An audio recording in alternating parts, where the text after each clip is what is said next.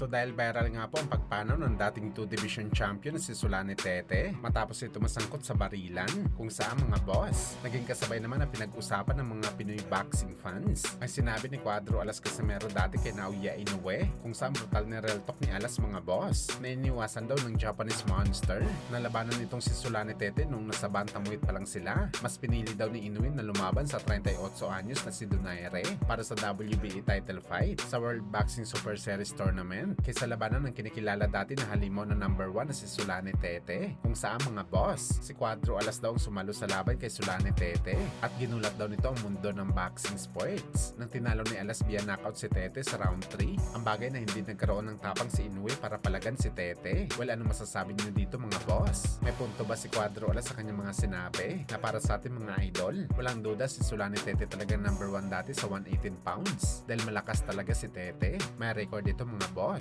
na fastest knockout sa history ng boxing sport sa world title fight kung saan tinapos nito ang kalaban niya sa loob ng 11 seconds. Pero hindi talaga natin alam mga boss kung umiwas ba talaga si Inoue kay Tete dahil natakot ito o sadyang priority lang talaga ni Inoue na labanan si Donaire sa bakbakan.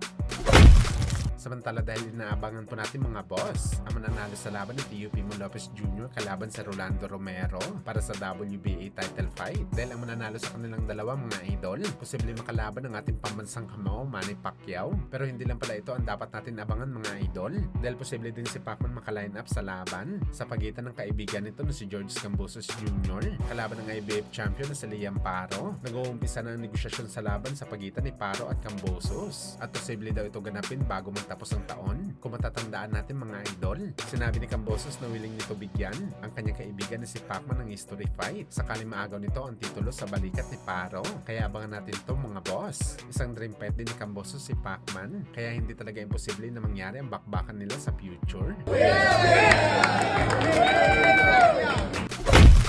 Sa kabilang banda naman mga idol, Conor Ben nagbigay ng update sa kanyang timbang kung saan mga boss halos 15 days bago ang laban nito kalaban si Ryan Garcia.